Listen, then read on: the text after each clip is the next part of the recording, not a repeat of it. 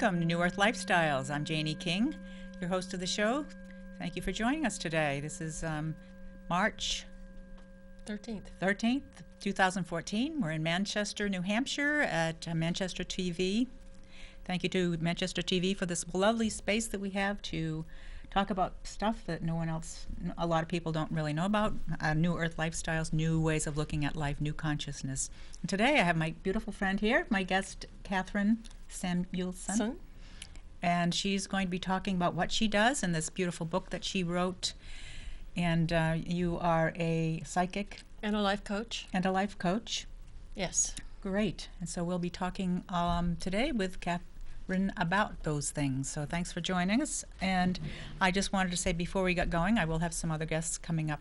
Next week I have Lucia Reed and her husband Mike. And Lucia is a psychic, and we're going to talk about, I can't remember what we're going to talk about. We'll just let that slide for now. But we'll have them on next week. And then, let's see, Jessica Ariel Morocco. Do you know Jessica? No, I don't. She channels Ariel, and she'll be coming on in April. So we do have some guests coming up. This is going to be fun, and I love being here. So, Kathryn, you wrote a book, and your book has been published. And just for your sake and for those who haven't watched before, this is my Tibetan bowl, my 7 metals bowl. It's tuned to the heart, which is very nice. And when I'm getting going too fast in the show, I stop usually and give it a little gong, and gives us an opportunity to remember to breathe. Yes, that is. And come back. Yeah, in America we breathe in a very shallow way. And in fact, we find ourselves often stopping breathing. Right. For very brief periods of time. And I discovered this when I took a circular breathing class. And it's well, let's gong on that one. Take a breath. Which is an interesting thing, because my book, Opening the Heart, Meditations on How to Be, which is based on paired thoughts or seeming dualities. Number one is breathe slowly, breathe deeply. You can breathe through anything. Breathe slowly, breathe deeply. You can breathe through anything. Wow, I love that. Like any trauma or any stress. Feeling anxious, and it is, let me show you the image. It is, well, actually it's breathe deeply, breathe slowly. Breathe deeply, breathe slowly. Why don't we put it down You can here? breathe through anything, and it is a water lily. Okay. And it is action is the counterpart to breath, be in the world. So it's how you navigate between those two. I see. And how you then can be in the world, how you can transform yourself and be in relationship to yourself, to others, the world, and the divine. By breathing? By breathing, or any of the other meditations, and that are in your book. And the seeming dualities. We call them seeming dualities. Linda, my book designer, and I came to the conclusion we would call them seeming dualities because on one level everything is black and white. It's this and that, here and there, day and night. But at the true, deepest level, everything is one. Mm-hmm. Even on the quantum level, they talked about the twinned electrons that can be end up thousands of miles apart. Something happens to one, it happens to the other. Right. Oops. So you can use the book by looking at the meditations. And you can choose to work with one and then work with another one later. One being one side of the page and then the other side of the page. So we encourage people to get a book stand, and then you can, if you only want to work with one, put a piece of paper over the other. I see. So I would put this on a stand and cover up one side. If you wanted to. And just work. Isn't that beautiful? And just work with this one. So how did you come to this idea for this book? It was a gift. It was a gift from the universe. And she has moved away from where I'm currently living, and I used to regularly see a massage therapist, and she would tell me things that she received. She's very intuitive herself. I came out from a massage one day, and she said, I think you're supposed to create a set of angel cards. And I was like, oh, holy crap. Something else to think about doing. And then I said, but I'm going to need an artist because I'm not an artist. And it evolved from angel cards to meditations, which evolved into cards. And they were two-sided cards at the time. And about 3 months after I received the idea, I re-met my book designer who I'd met, and this was in 2007, and I re-met my now book designer who I'd been on a trip to Ireland with in 2002. And she's an artist. Her husband is the photographer, which they're gorgeous. So it's like if you ask, the universe will provide. And that's what we're always talking about on the show is ask and you will receive. And so you asked for what? An artist. An artist. And she's an artist, a graphic artist. She's done marketing. She's done... Wow. You know, and so all sorts of things. Chief cook and bottle washer. You're a jack of all trades, Jill of all trades. Right. And so during the process of first we tried to find a publisher because I didn't want to spend part of the percent of our when they're now self-publishing companies, we'll call them profits often, rather than royalties. What do they call profits? Profits. You profit on the book instead of a royalty. Oh, I see. At least this company does. Uh-huh. And so then we decided to try an agent, and that didn't, and I finally sent we wrote our query letters and our cover letters and our proposal summary over and over and over again. And I finally paid an agent to look at them, and it was reading her comments. It was like, oh, okay. And that's when we decided to go for a self-publishing company, but to find a way to publish the cards as print on demand. You almost have to have the print on demand company and then a distribution company, and my brain just went. So yeah, mine went that way when you're talking about it. So I'm trying to follow this whole story. So I talked to my angels and guides, and they were fine with putting everything in the book instead of having, So someday we may still have cards. We've talked about having a phone app. Wow, wouldn't that would be fun? Well, Oops, I don't know I if gotta you've go on that one. I'm trying to make my mouth and my brain work together. Sometimes it doesn't work. Wow, a phone app. Now that's really... And that idea I got because James Wanless, who's the creator of the Voyager Tarot and now the Sustain Your Life cards, he has a phone app. Uh-huh. And how did you meet him? This was back when I was starting, and I was being encouraged by Amethyst Wildfire, who is from Nashua. Yes. And she told me there's a site that lists almost all the tarot cards when it has their publisher. And I was looking at publishers, to try to sort them down. And the ones in Italy, I don't want to work in it. It was that far away. And I couldn't find the publisher of the Voyager Tarot cards. I listed a publisher. And I found an email address for James Wanless. And it turns out he was self-publishing, but he had moved into a publishing company. Ah. That's how I connected with him. He offered, even early on, before seeing anything, to do a blurb. And when we had the cards, he did the blurb. And so we've been... That's interesting. He has a blurb on the back of the book from James Wanless. Opening the Heart Meditation. Images give you the direct way to think with your heart. And that's what I'm always talking about, which is where all great and meaningful messages reside, which is true. So these 56 flower images put you in the flow of your own apotheosis to the blossoming of who you are meant to be. Flowers speak. Listen. And that's what James Wanless said about this book. He is an author, consultant, futurist, keynote speaker, and creator of the Voyager Tarot cards and Sustain Your Life card set. Yeah, I noticed that when you passed this on to me, that he did that wonderful. This is one of the back cover is one of my favorite. I keep changing, and it's the double chicory. Oops, trying to pull it this way, maybe. How's that? Yes, the double chicory image. I love chicory. I do love chicory as well. Beautiful. For some silly reason, we decided not to put an index of the plant. So, if you get the book and you're interested, now on my website, I have a page on the website that tells you lists, you could look up by the page number and see On your some website, site, because there's the roses, water lily, Mm-hmm. loosestrife, chicory, and then honeysuckle berries. So that's it. Wow. Mm-hmm. And each of those images do bring up something for you when you look at them, or when you use the word meditation phrase that you have with them. And it should be different for, even though there's a section that came through with text, you don't have to use that, but you can as a trigger. Triggering something in you?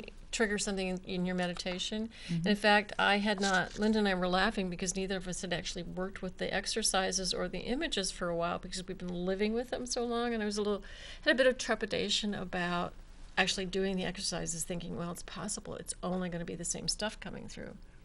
So there's an exercise called pick a number. So the number 13 popped into my head, and lo and behold, I got something different. So that reinforced for me that as you work with them the same, over time, if it's the same images, you will receive new information that you need at that time. I see. So meditating on the same thing at a different time gives you different information. Wow. But so the text that came through, and a lot of this was channeled.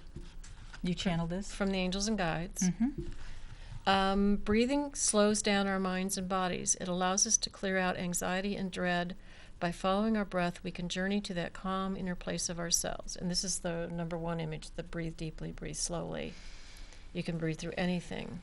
So we are called to sit and breathe. Sitting and breathing allows the time to imagine, to dream, to conceive of ourselves and our world in new ways, and to birth the action that brings those dreams into the world. What are you called to imagine, to dream, to breathe into your life? What are you called to breathe out of your life? Find time in your life to just breathe. Nice. And you had said image 13, I believe. Is that the number you said? No. That's what you had said. What number did I say? Did I say a number? Maybe you didn't. But I like 13. You like 13? That's a good number. Okay, 13. 1 and 3 is 4, and there's 4 directions and 4 seasons, and 4 is the sacred number. I have to remember that the image number is not the same thing as the page number. Uh-huh. So this is an image with honeysuckle berries, and it says, there is an edge between you and the universe. So these are the honeysuckle berries. And this is the next page, which says, there is no edge between you and the universe. Okay, so let's back up, because I was playing with the pictures. What does the the berries, what does the berries say? There is an edge between you and the universe. There is an edge. So you're working with duality, Right. seemingly. Right. Because sometimes there is an edge between you and the universe. So And how did you hook that with this particular photograph? the angels and guides told me The angels and guides told me which plant to use. Okay.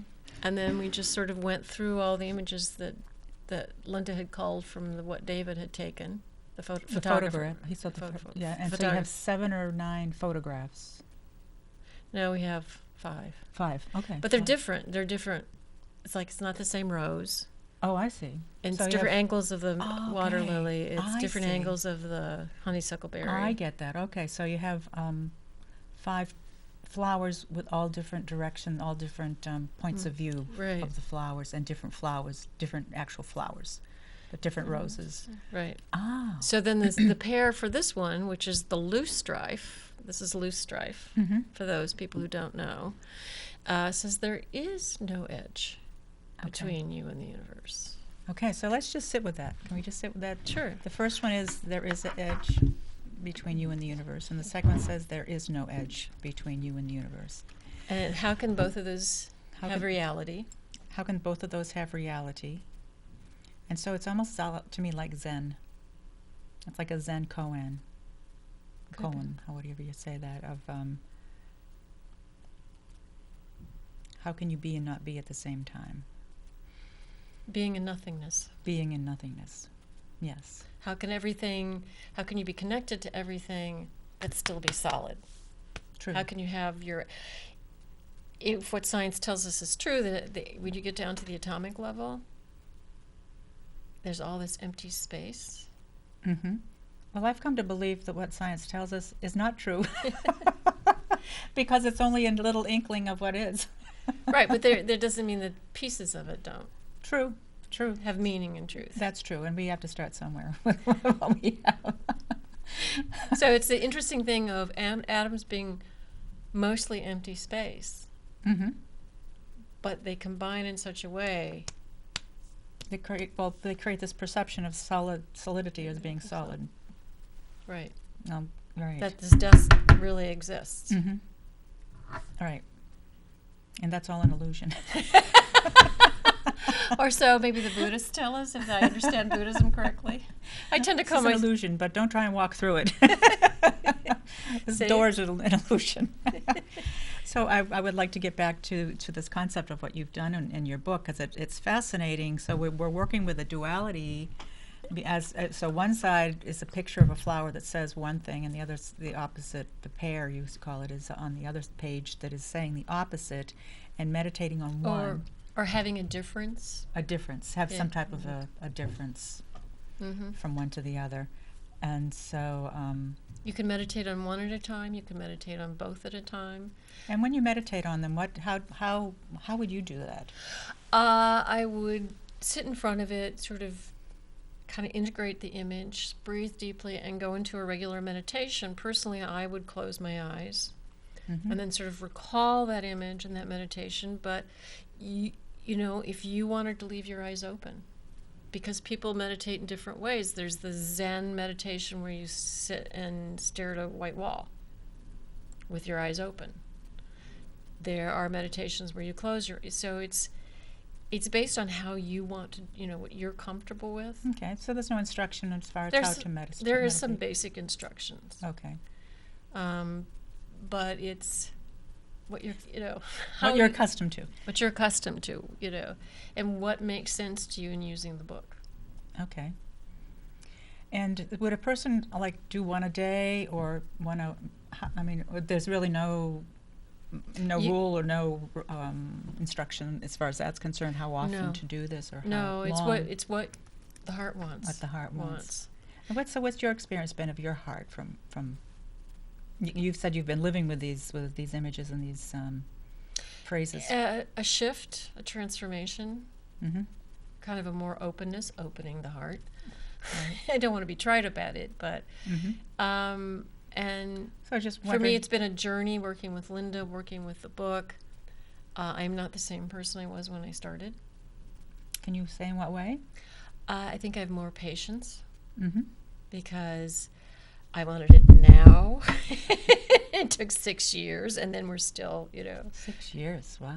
That's very patient. Although James Wan said his Stay in Your Life cards, it took him 20 years. Wow. Working on it off. So you're quicker than him in this project.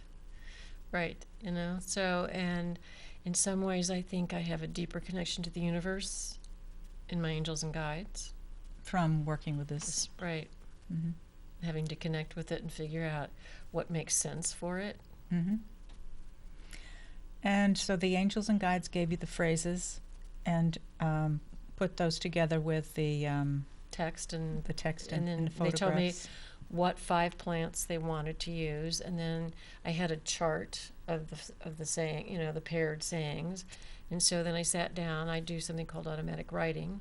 And can you tell us about that? I love automatic writing. I think it's lovely for people to know. Okay, we'll hold on to that. But I would, I had the pen, and it just went, whoop, and they told me, water lily, or, I love that. Boom.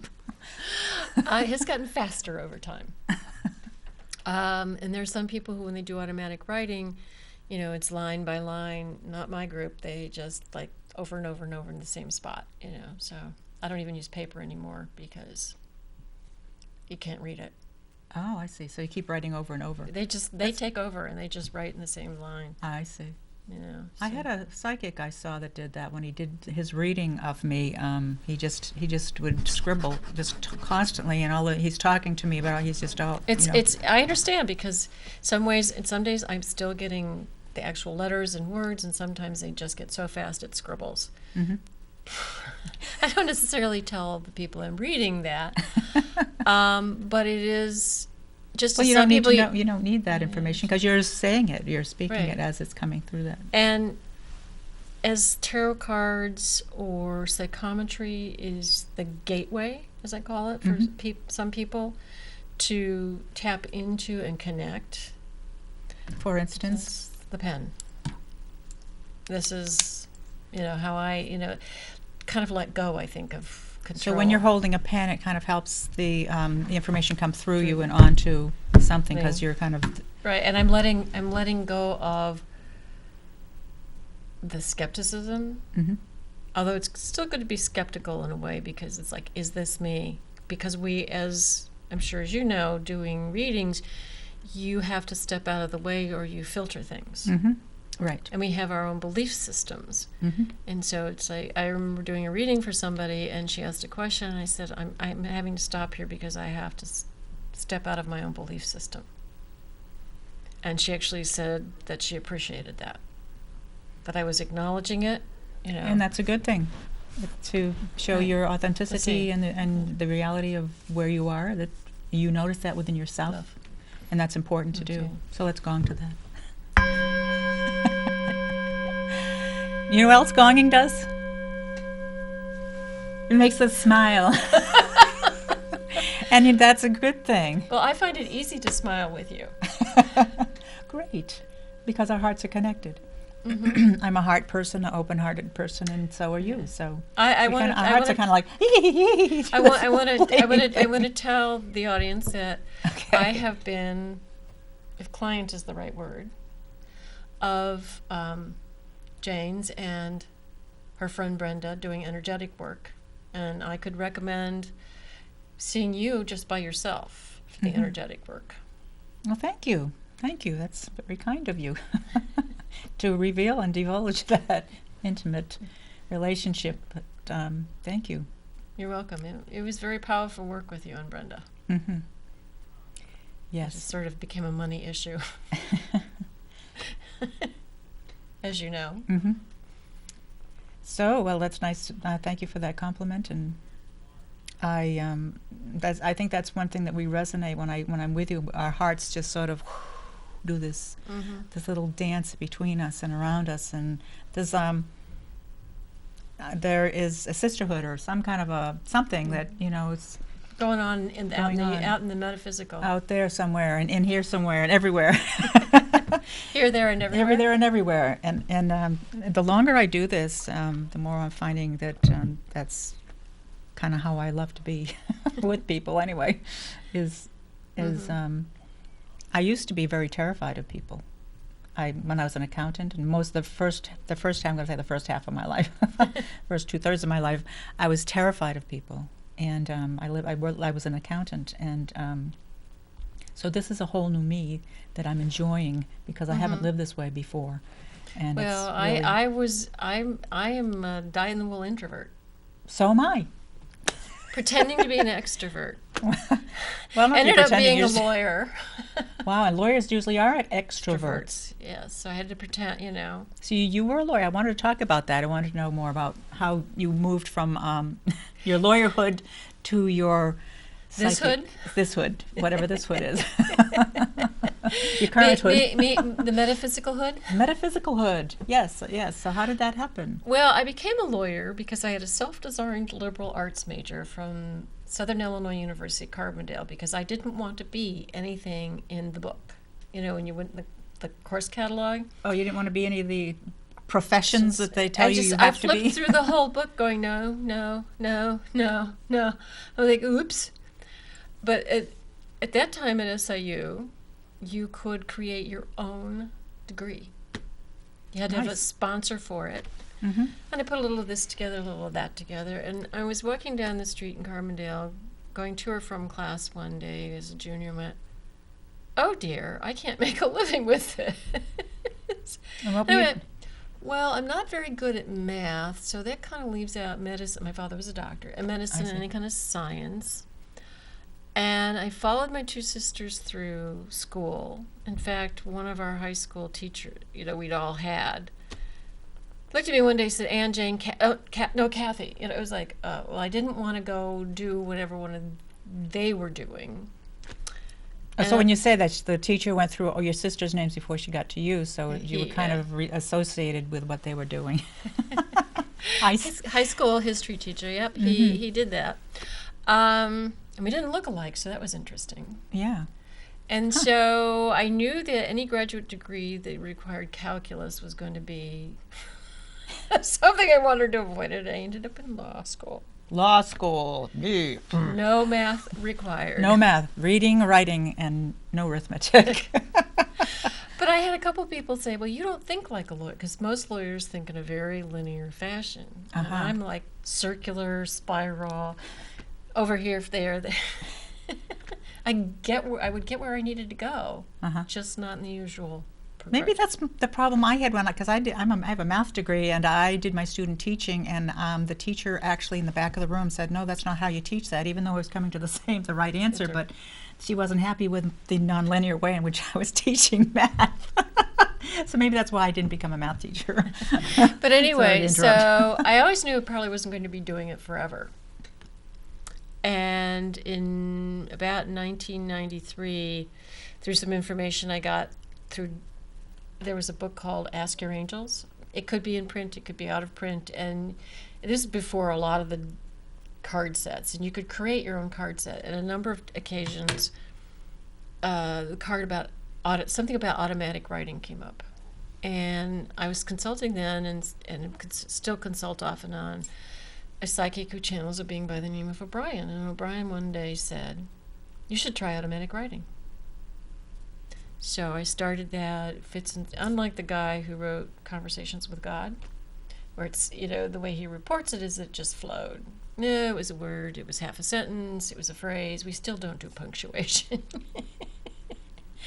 And I was exploring that. It became time to move on. I was at that time living in the Chicago area, working for the lovely Cook County. Cook County District Attorney? No, anyway, just for the local, anyway. And it just came time to move on, and I moved out here, and I could not get a job in law. So it was, I think the universe saying it's time to come out of the closet, so to speak. I also, in 2007, got certified as a life coach. I see. So that's how So you're a certified life coach? Yes. From the University of New Hampshire. I didn't know the University of New Hampshire had such a curriculum. It's in the professional development department, where they do continuing education and certifications. And okay. So it's good not to know. We can look that one up. It's not a degree. No, but it's a continuing education certification within the university system. Right, and you would look up professional development. Professional development. I'm going to look that up because I didn't know it was such a thing. Right. So I ended up there because I happened to know the woman who started the program. And it's a lot less expensive than some of the online. It's very personal. You actually see the teachers instead of just being online. And great. And how long was the process was that? Well, actually, at the time, and they may have added some requirements, it was 8 Fridays. Wow. And there was a core that you had to take. I think of the first initial core was 4 classes that were together, and then a 5th requirement, and then you choose 3 others. And then you had a certain number of practicum and hours that you had to find clients and do practicum with these clients. I see. And I think they may have increased it a bit, but and then it was $20 to get the certification. I just thought it was so funny that it's like, why wasn't it automatic? You had to pay extra to get the certificate. Well, they got to get their fees in there, pay for whatever. Pay for something. It's like pay for the printing of it. Pay for whatever. So you're a life coach, and how does that? Tell me more about that. How that manifests now in your life. A client who knows they want to make a change, or they know they have issues that they want to work on.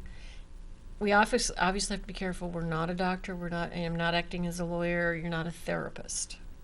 But you act as an ideator. You help them ideate. You help them see possibilities. And what does ideate mean? It means thinking. Thinking? You make... ideas. Creating ideas. Creating ideas, thinking, okay. And I suppose the best thing is to say you help them see possibilities.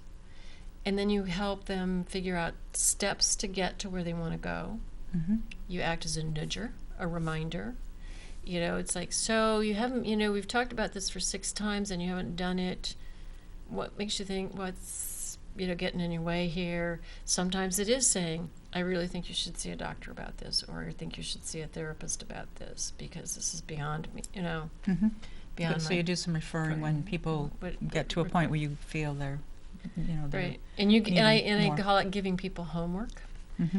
And I was the client I'm still working with, and she was just shut down for a number of reasons. And she had moved, and a lot of her stuff was still in boxes. So my homework was to go through a box at a time, and she found a box with photos of where she used to live.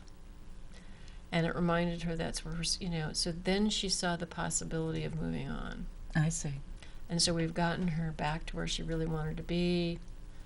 So we're still working on some things, but so that's a prime example of just by giving you the homework and figuring out what appropriate homework it is, Helps you to change your life.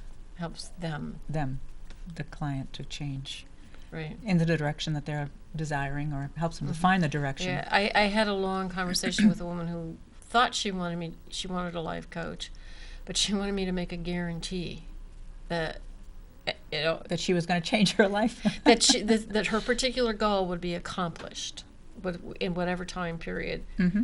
that we set. Because she said she didn't want this to go on forever. I said, this lasts as long as you want it to last. It's like, not up to me to make it last years. Right. And she wanted me to make this guarantee, and I said, I can't guarantee you that, because a lot of this depends on the work that you do. Yeah, your own work. And I'll guarantee you that I'll get you as close as we can. Based on what you want to do, how your and client. part of this depended on other people hiring her. I have no control over that. Mm-hmm. And you have to be clear with your clients that you don't have control. You're there to be a support system. Right. And so how would people get in touch with you? A couple ways. First, they could go to my website to read about me and the book, Okay. which is www.KathrynSamuelson.com, and it's KathrynSamuelson,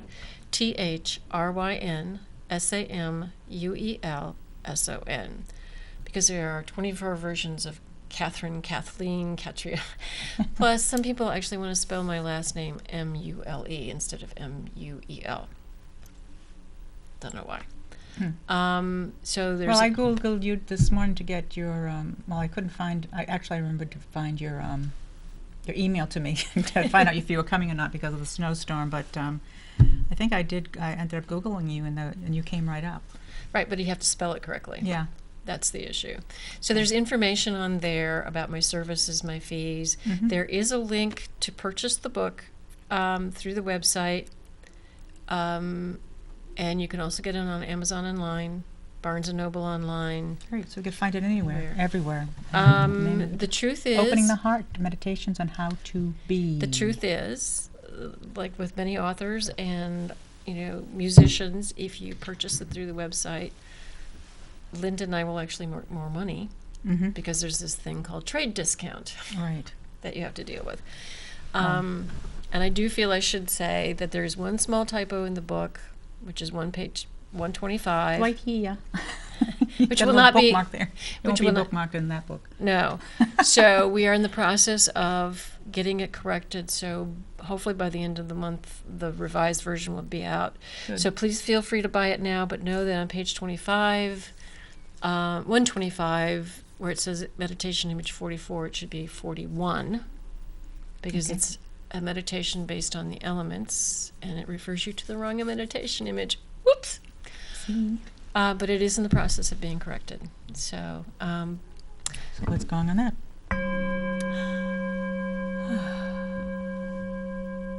And so it is a call-in show here today, and if anyone out there would like to call in to talk with Kathryn or myself, the number is 603-413-0223, and we're live here in the studio in Manchester, New Hampshire on Thursday, March 13, 2014. So, lovely to have you here. It's lovely to be here.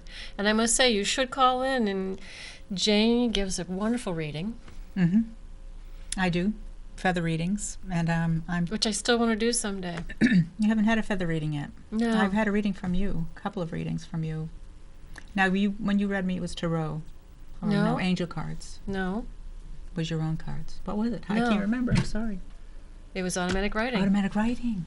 I play with tarot cards for myself, but Okay. I don't do them for I'm clients. sorry. That's I couldn't okay. remember how you did it. I remember doing it. Well, when you're in the metaphysical business, you tend to do lots of trades. That's true. That's true. So I thought we traded once, didn't we? We did. At the but first show. You did do a feather reading. Elliott, Maine.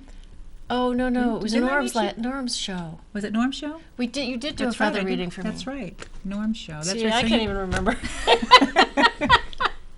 we get out there Yes, so far. absolutely. Our brain doesn't. And which reminds me, afterwards, I can tell you how to correct your issue with Square. Oh, okay. I don't remember what issue it was. That you can't swipe the card. That's you right. have to- It wasn't swiping my cards. I was can- having I to c- key in cards on my. I think I know how to my correct credit that card for you. swiper. I think I know because I couldn't do Okay. it at all. Oh, okay. Yeah, I'm very untechnical, and so I had to when call. I had to email the Square people. Oh, you did because you had the same problem. No, I couldn't even type it in. Oh, really? So I can remind me later, which is After the show. Okay, I'll try and remember. Our memories don't go always linearly. We usually find out later, oops, I was supposed to do that. Sometimes I say that I have problem accessing my random access memory. It's too random. Or it hit the Teflon part of my brain and slid off. Oh, I didn't know I had a Teflon part of my brain. That's a good one. I like that one. Let's go on that one. My Teflon part of the brain. Breathing. So this is a book about breathing, or part of the Partly about breathing, is, partly is, about in there. being in your bones, living in your blood and bones. Being in my bones. Live in your blood and bones. Living my blood and bones. Oh, that may sound a little bit weird to some people, but Find that one for you. living your blood and bones. Living in. In. Well, actually, I'm really working on not living in my blood and bones. I'm working on living in my consciousness, Well, but we still My need to consciousness be. self. We still need to be. in the body. Body. I know that's true. Well, that was my problem in 4 years of healing school, which I've talked about on the show before. Is that I was out of my body for 4 years of healing school, and I'm finally beginning to get in my body. So here it is. It's a beautiful orange rose that says "Live in your blood and bones," and then a water lily, which is its pair, which is "Live in your breath." Ah, nice. Thank you. Mhm. Live in your blood and bones, and so you'd meditate on that and look at that picture, which is Right. again a rose. Right. A rose is a rose is a rose. Yes. What else would you like to say about your book? Well, there are a number of exercises in the back that you can choose to do. You can choose to just meditate with the images as they are Mhm. and see what comes through. But there's also part 3, which is a bunch of exercises. And I recommend that if you're going to be doing the exercises, that you do 2 or 3 minutes of like oming or toning. Toning or toning? Toning is where you just go, ah, you find a tone. So let's do an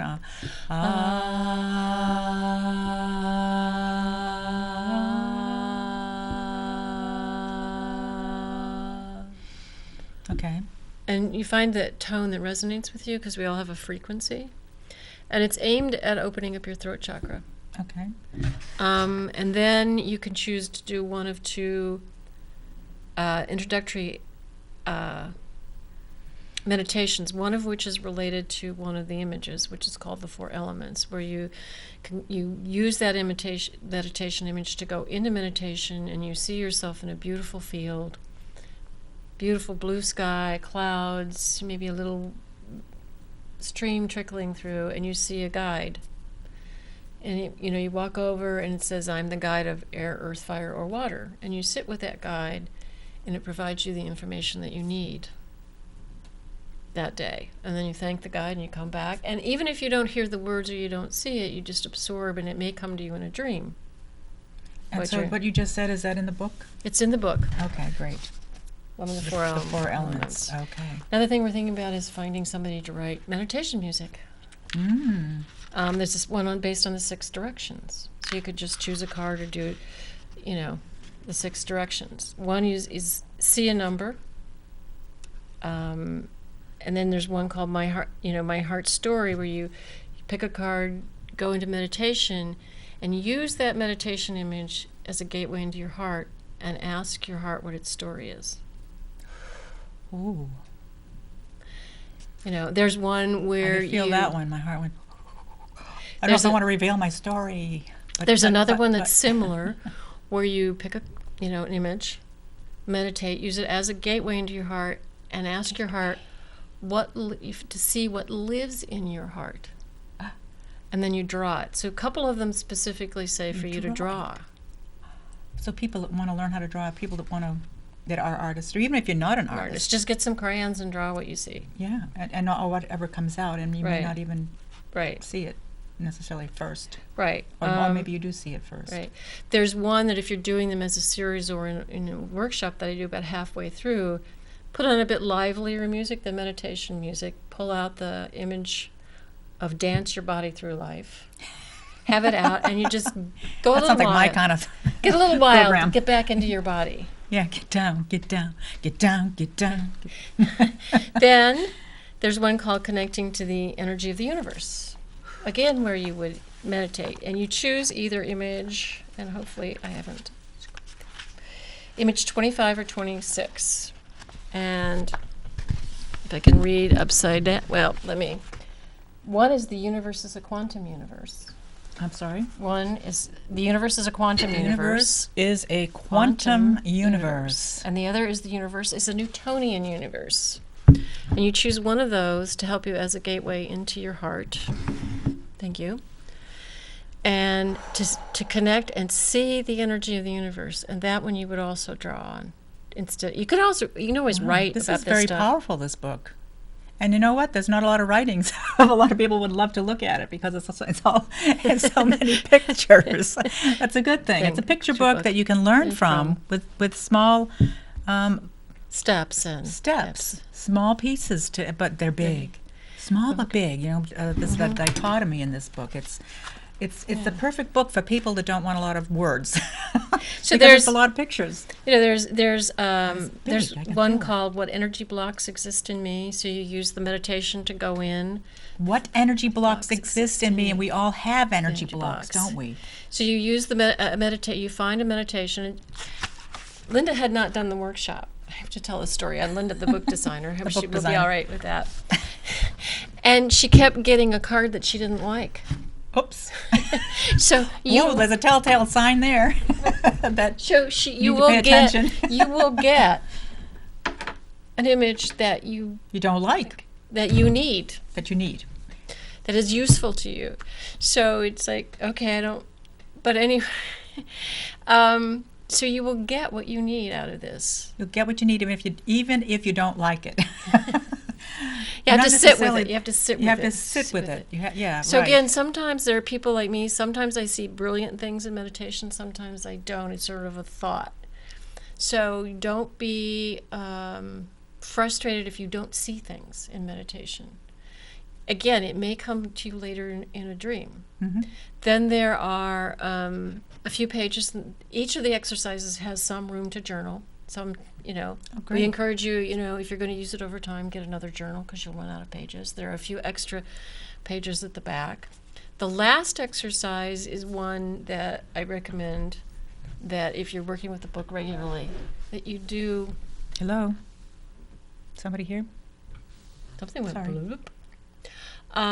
It's 3 questions, and it's a way to track change or what information is coming through.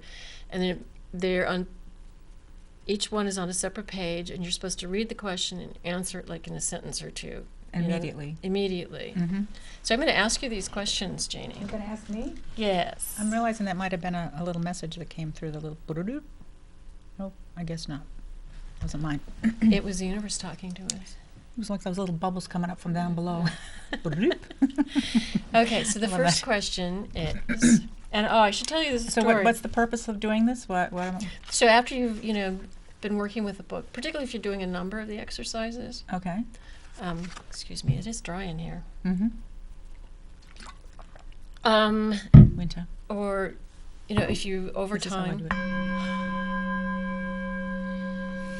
it. doing a series of the exercises, it's like a check-in with yourself. So How many of us do that? Check in with ourselves. I check in with myself. I'm checking in with myself. That's a good thing to do, really. It's not funny, but it's, right. So it may sound funny to people that don't normally do it. Checking in with myself. People will know that, these exercises have either been gifted to me by the angels and guides, or there's something that I've done or learned somewhere else. So, but it's like psychologists have psychologists. I had a life coach for a while, and we would work with her horse, Thunder. And Thunder was an intuitive animal. Thunder could do Reiki on people. She could connect with him more clearly than me, but I would get thoughts from him. And suddenly one day I was going, boom, boom, these questions and answering them. So I figured this would be a good exercise for people to check in with themselves every once in a while. So these questions from Thunder? Thunder. Oh my God, they're questions from Thunder? Yes. Who am I? Who are you, Jane? Who am I? Doot, doot, doot, doot, ba-da-da-da-da-da. That's a proverbial question I ask myself a lot. Who am I? So the point of the exercise is what the first thought that pops into your head. Okay, the first thought. I'm a spiritual being living in a physical body, having a tough time of it sometimes. Okay. And that answer may be the same all the time, or it may change on a particular day. The next question is, what am I? What am I? I'm pure energy, life consciousness. You're right, it is dry in here. And then, I'll wait till you get a sip. Get a little. The next question is, where am I? Where am I? Planet Earth. Earthlings. So there's exercises to help you start. There's an exercise to help you end, or you can just choose to work with an image by itself without doing the exercises. So like pulling a card every day. Maybe you have angel cards or tarot or right. medicine You cards. could work with an image every day. You could work with an image for a week. You could work with an image for a day and then come back and do something a month later. Again, it's all what the heart wants. All what the heart wants. And the heart knows everything, really. And this book is helping you to get in touch with your sacred heart, which is what I do in my healing practice, and as I'm working with myself, as I'm checking in with myself. I believe it is so important for all of us to really get in touch with our heart, because that's the only way we're going to know why we are here, which is the question you ask. Is our heart knows. Our heart knows why it's in our body and why where it's been before and where it's going. The exercise called What Lives in My Heart came from, I went into meditation one time, and I saw, the heart shape, not the actual physical heart, but our symbolic heart. A door opened, and inside was this field of wildflowers. Wow.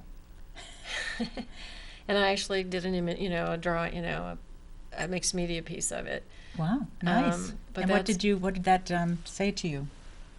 I mean, was there like that they're in there, there's a abundance, message. there's bounty, there's there? Beauty. The flowers are in there?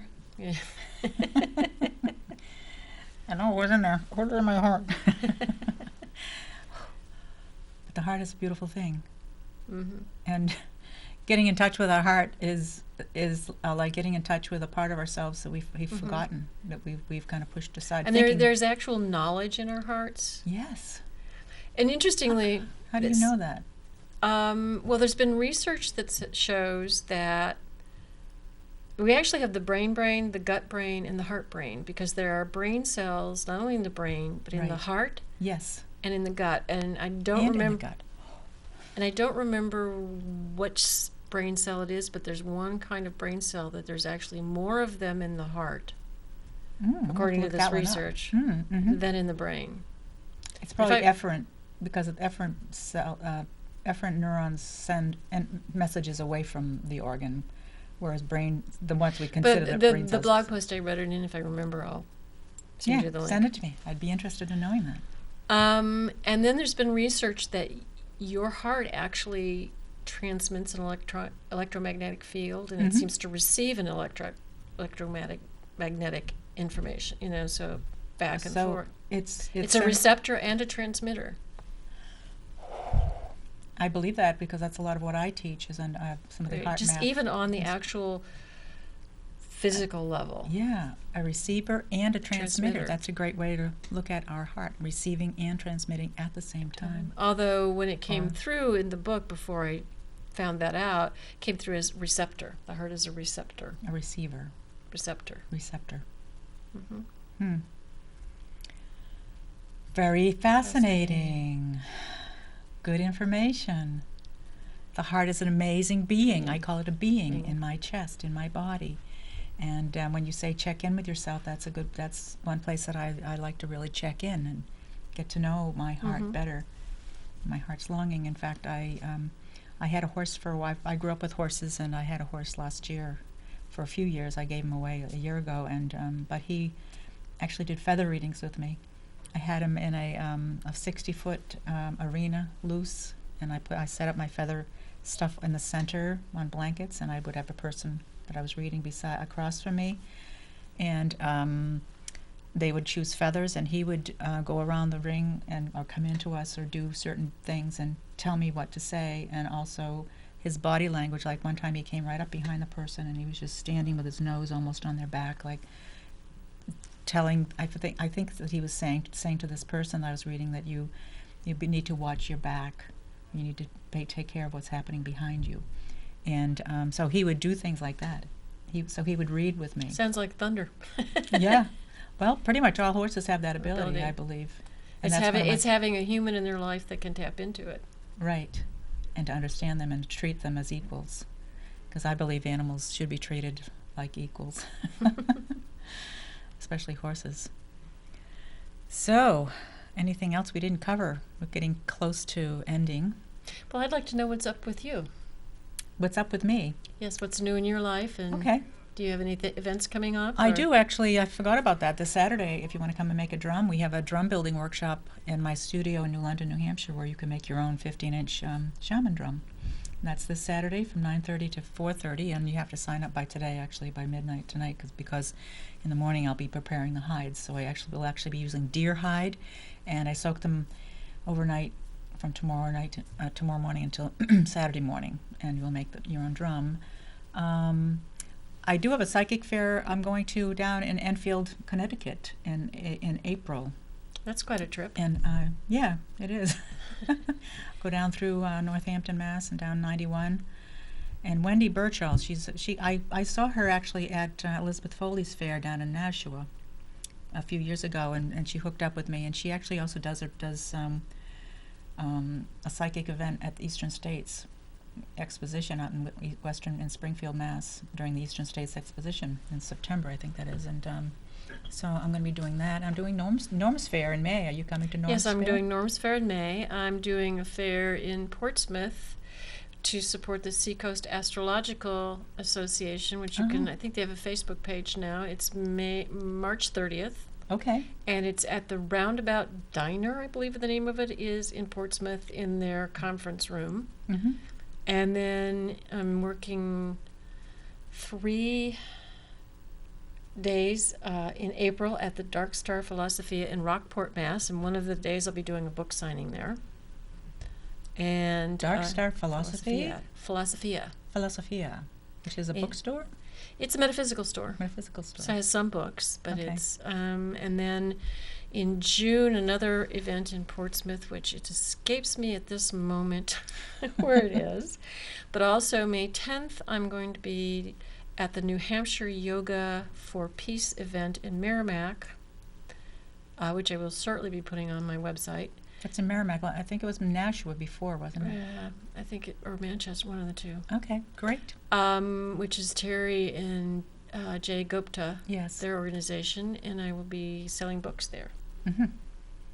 Fun. fun. Great So- stuff coming up. Yes. So I was trying to think of what else I'm doing too, but life is good. I'm coming here every Thursday. This is my fun thing that I do. I look forward to coming here and and being on camera and having guests like you. So thanks. Well, Thanks. I am blessed to have the opportunity to be spending time with you. Great. We're good friends. Life is good, so let's go on to that one. Life is good. Well, thanks for being with us today, New Earth Lifestyle. So this is a program of giving you out there, the viewers, an opportunity to see life from a different perspective and to experience people like Kathryn, who have written this wonderful book of meditations and opening the heart. And thank you for being with us, and hope to see you next time. On my show next week, I will have Lucia Reed and Mike Reed, and Lucia is a wonderful psychic medium, and she has studied with the Arthur Findlay College in London, England, which is the Harry Potter school, so to speak. So she'll be fun to listen to, and she has a lot of good insights. So thank you for joining us, and until next time, remember that your heart knows the way. Be well.